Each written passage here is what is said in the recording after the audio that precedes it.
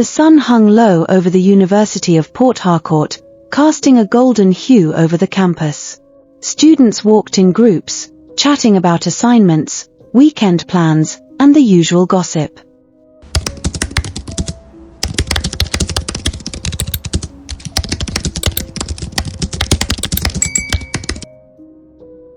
Among them was Peter, a quiet, diligent young man who never stood out too much but was well respected by his peers. Peter wasn't from a wealthy family, but he had learned early in life how to survive with what little he had. His father was a civil servant, his mother a petty trader, and money was always tight. Yet, through sheer determination, he had made it this far. Most evenings, he could be found in his small, sparsely furnished off-campus apartment, buried in books or tutoring other students. He made a little money helping classmates with assignments, research projects, and private lessons. It wasn't much, but it kept him afloat. That evening, just as Peter was packing up his books after a long study session, he heard a knock at his door. "Who could that be?" he muttered, stretching his tired arms before heading to open it. The moment he turned the doorknob, he was met with a face he hadn't seen up close in a long time. Bomer. Bomer had been his classmate back in secondary school, a boy who had always been full of life and mischief. In university, they weren't particularly close, but they still exchanged greetings whenever they saw each other. Tonight, however, Bomer looked different. His usually confident demeanor was gone, replaced by a tired, almost desperate expression. His clothes were slightly wrinkled, and his eyes had the look of someone who hadn't slept properly in days. "Peter, my guy," Bomer began, forcing a weak smile. Peter raised a brow. "Bomer. Long time. You day okay?" Bomer sighed deeply, rubbing the back of his neck. "Bro, I won't even lie to you. Things are bad. My parents have cut me off completely. No money, no allowance, nothing." Peter frowned. "Why?" Bomer hesitated, then sighed again. "I failed, Peter. I failed woefully last semester. My parents said they're tired of wasting money on me. If I don't pass this semester, they won't sponsor me again." Peter studied him for a moment, his mind already racing through what Bomer's request would be. "So, what do you need from me?" Bomer swallowed hard before responding. "I need a place to stay for this semester. Just till I sort myself out. I don't have anywhere else to go." Peter leaned against the doorframe, rubbing his chin thoughtfully. Letting someone stay with him wasn't an easy decision. His space was small, and he valued his peace. But this was Bomer. And Peter wasn't the kind of person to turn his back on someone in need. After a few seconds of silence, he stepped aside and gestured for Bomer to come in. "Come inside." Bomer's face lit up with relief. "Guy, you're a lifesaver. I swear, I won't be a burden. I just need a chance to get back on my feet." Peter nodded as Bomer walked in. "No problem. But if you're serious about getting your life together, I'll help you study. You need to pass this semester, Bomer." Bomer grinned. "No woralla. I go behave." Bomer settled into Peter's small apartment with surprising ease. The first few days passed smoothly.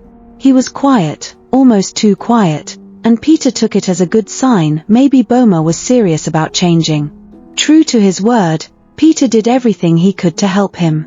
They studied together late into the night, Peter explaining concepts over and over again until Bomer finally grasped them.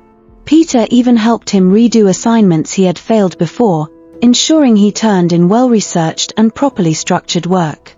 But there was something Peter didn't notice. Bomer wasn't just watching the textbooks. He was watching Peter himself.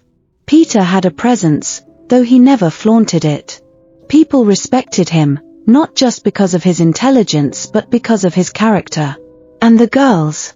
Bomer had always thought himself the more charismatic one, the ladies' man. But in Peter's company, he began to see things differently. The girls weren't flocking to him anymore.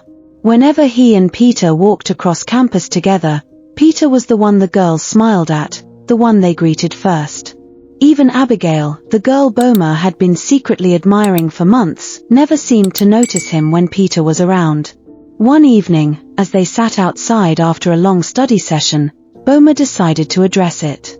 "Guy," Boma said, stretching his legs. "You be fine boy oh." Peter chuckled, flipping through a textbook.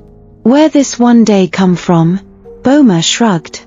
"I just day observe. You no even try, but girls just day your side. Even Abigail." Peter paused and looked at him. "Abigail?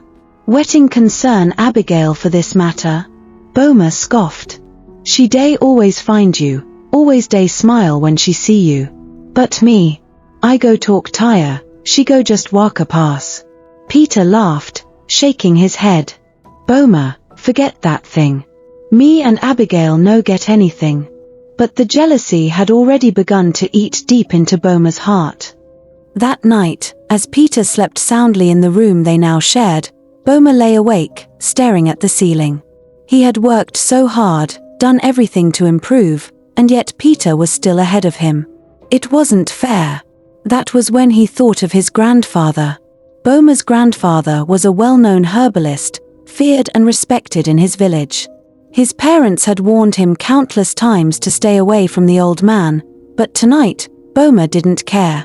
He made the trip home under the guise of visiting his family but slipped away to his grandfather's shrine deep in the forest. The air smelled of burning herbs, and the flickering flames cast eerie shadows as the old man looked up at him with knowing eyes. "You don finally come," the old man said, his voice thick with age. Boma hesitated before nodding. "I need help, Papa." The old man listened as Boma explained everything, how Peter had everything he wanted, how he was tired of being in his shadow, how he just wanted to be the one on top for once. His grandfather didn't even flinch. He simply turned, rummaged through his things, and pulled out a small calabash wrapped in a dark cloth. "Put 'em under bed," the old man said, his voice low and serious. "Once he sleep on top, your destinies go switch. Everything that is his would become yours."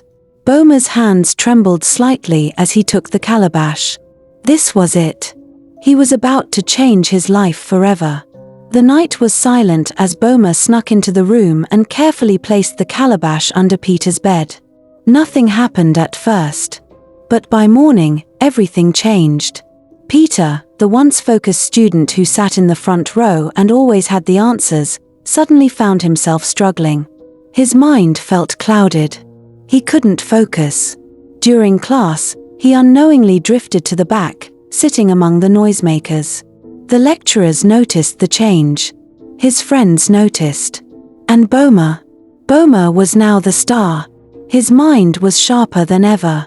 He breezed through assignments, his results improved overnight, and even Abigail finally started giving him attention. For the first time in his life, Boma felt invincible.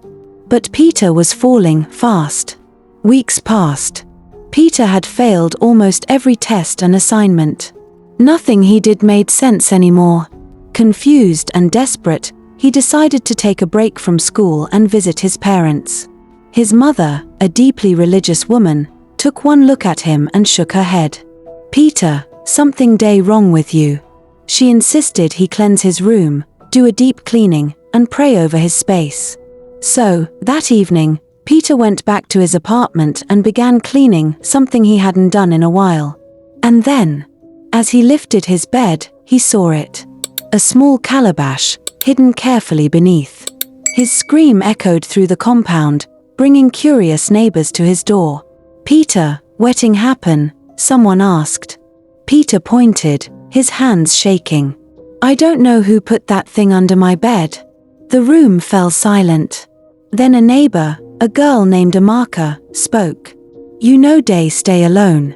Who be your roommate?" Peter's heart pounded. Boma. The realization hit him like a punch to the gut. Peter rushed to confront Boma, but the coward had already disappeared. His neighbors, furious at the discovery, followed him to Boma's new lodge. And there, they found him with Abigail. The moment they dragged Boma out, the truth unraveled. At first, he denied everything. But when the neighborhood boys threatened to deal with him, fear took over, and he confessed. "I was jealous," he admitted, his voice shaking. "I just wanted to be like Peter." Peter fell to his knees, tears streaming down his face. "How could you do this to me, Boma? After everything?" Boma had no answer. The vigilante group arrived, dragging him through campus in disgrace. He was expelled, his name smeared across news headlines. His parents disowned him. And Peter returned to his faith, got baptized, and slowly reclaimed his destiny.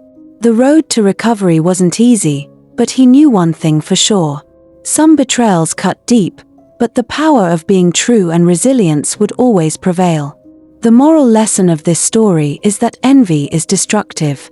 Instead of working on himself, Boma allowed jealousy to ruin his life. Spirituality and self-awareness are important. Peter only found the truth when he sought cleansing. Hard work is the real key to success. No shortcut can truly replace dedication and effort. Please like, comment, share, and subscribe.